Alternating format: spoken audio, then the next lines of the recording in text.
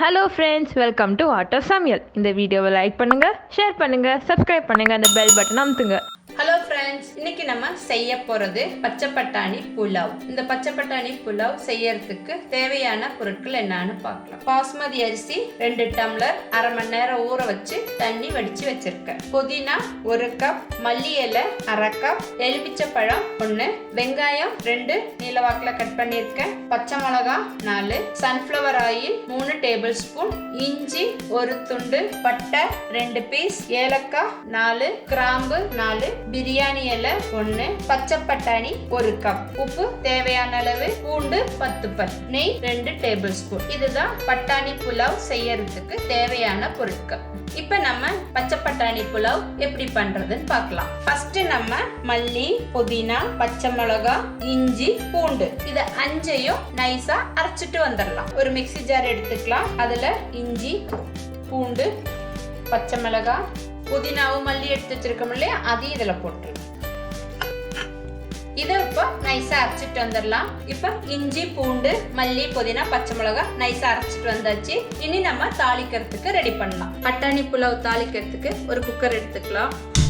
அடுப்பத்தை வச்சுட்டேன். இப்போ குக்கர் நல்லா சூடாயிடுச்சு. நம்ம எடுத்து வச்சிருக்கிற எண்ணெயை இதில் ஊற்றலாம். அதுக்கப்புறம் நெய். இப்போ எண்ணெய் நெய்யும் நல்லா சூடாயிடுச்சு. நம்ம எடுத்து வச்சிருக்கிற பட்டை, கிராம்பு, ஏலக்காய் இதில் போட்டுடலாம். இப்போ பட்டை, கிராம்புலாம் நல்லா பொரிஞ்சிடுச்சு. அடுத்து வெங்காயத்தையும் போட்டுடலாம்.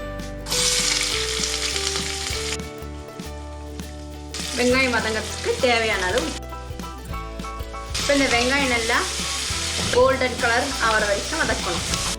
முடிஞ்ச வரைக்கும் இந்த புலாவுக்கு வந்து ஃப்ரெஷ் பட்டாணியை யூஸ் பண்ணுங்க, அப்போதான் நல்லா இருக்கும். இப்போ வெங்காயம் எல்லாம் ப்ரௌன் கலர் ஆயிடுச்சு. அரைச்சி வச்சிருக்கோம் இல்லையா, அந்த விழுதை இதில் உப்பு ஊற்றலாம். இப்போ நல்லா மிக்ஸ் பண்ணி விடுங்க. இப்போ இஞ்சி பூண்டோட பச்சை வாசம் போகிற வரைக்கும் நல்லா வதக்கணும். நான் இன்னைக்கு வந்து பச்சை மிளகா 4 போட்டிருக்கேன். காரத்துக்கு தகுந்த மாதிரி போட்டுக்கலாம். இப்போ இஞ்சி பூண்டோட பச்சை வாசம் எல்லாம் போயிடுச்சு. இப்போ எடுத்து வச்சிருக்கிற கிரீன் பீஸை இதில் போட்டுடுறேன். இப்போ இது நல்லா வதக்கணும். இப்போ பட்டாணி நல்லா வதங்கிடுச்சு. நம்ம ஊற வச்சு எடுத்து வச்சிருக்கோம்ல வடிச்சு, அந்த பாஸ்மதி அரிசியை இதில் போட்டுடலாம். இப்போ அரிசியும் போட்டாச்சு. இது நல்லா மிக்ஸ் பண்ணிக்கலாம். புலாவ் வந்து ஈஸியாக செய்யக்கூடியது. அரிசி நல்லா வதக்கிட்டோம். ஒரு 5 நிமிஷம் நம்ம வதக்கினா போதும் அரிசி. அடுத்து எடுத்து வச்சிருக்கோம் இல்லையா எலுமிச்சம் ஜூஸ், அதையும் இதுல ஊத்திடலாம். இப்ப பாஸ்மதின்றதுனால 1 டம்ளர் அரிசிக்கு 1.5 டம்ளர் தண்ணி, அதை இப்போ ஊற்றலாம். இன்னைக்கு நம்ம 2 டம்ளர் அரிசி எடுத்திருக்கோம், அதனால 3 டம்ளர் தண்ணி. 3. இப்போ தண்ணியை நம்ம ஊற்றி வச்சு நல்லா நம்ம மிக்ஸ் பண்ணி விடுங்க. இப்போ உப்பு பார்த்துக்கலாம். இப்போ இதுல உப்பு கம்மியா இருக்கு, நான் உப்பு கொஞ்சம் போட்டுக்கிறேன். உப்பு போட்டாச்சு. நம்ம நல்லா மிக்ஸ் பண்ணி விட்டுட்டு இப்போ நம்ம குக்கரை மூடிடலாம். மேலே நல்லா ஸ்டீம் வரட்டும், அது வரைக்கும் வெயிட் பண்ணலாம். இப்போ மேலே நல்லா ஸ்டீம் வர ஆரம்பிச்சிடுச்சு. இந்த டைம்ல நம்ம குக்கர் வெயிட்டு போட்டுடலாம். இதை ஒரு 5 நிமிஷம் சிம்ல வச்சிடலாம். இப்போ 5 நிமிஷம் ஆயிடுச்சு. அடுப்பை ஆஃப் பண்ணிடுறேன். விசில் இறங்கட்டும், அதுக்கப்புறம் ஓப்பன் பண்ணலாம். இப்போ விசில் இறங்கிடுச்சான்னு பார்க்கலாம். விசில் இறங்கிடுச்சு. குக்கர் ஓப்பன் பண்ணலாம்.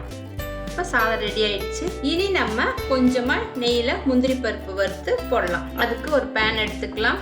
அடுப்பத்தை வச்சுட்டேன். இப்போ பேன் நல்லா சூடாயிடுச்சு. கொஞ்சமா நெய் ஊற்றிக்கலாம். இப்போ முந்திரி பருப்பு போடுறேன். திராட்சை முந்திரி போடுறதுல நம்மளோட விருப்பம்.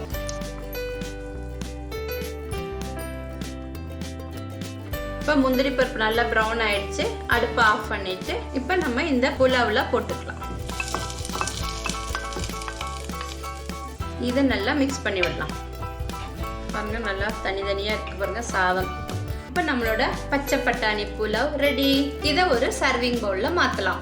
இப்போ நம்மளோட பட்டாணி புலாவ் ரெடி. இது தயிர் பச்சடி, இல்லைன்னா உருளைக்கிழங்கு சிப்ஸ், இல்லைன்னா பிக்கல், வெறுமனே சாப்பிட்டாலும் நல்லா இருக்கும். இந்த மாதிரி நீங்களும் செஞ்சு பார்த்து சாப்பிட்டுட்டு உங்களோட கமெண்ட்டை சொல்லுங்க. அடுத்த வீடியோல பார்க்கலாம்.